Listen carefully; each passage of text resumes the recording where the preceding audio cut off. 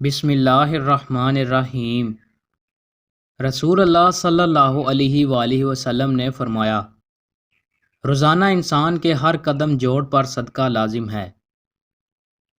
ہر مسلمان پر صدقہ کرنا ضروری ہے۔ اگر کوئی راستے سے کسی تکلیف دینے والی چیز کو ہٹا دے تو یہ بھی ایک صدقہ ہے۔ ہر نیک کام صدقہ ہے۔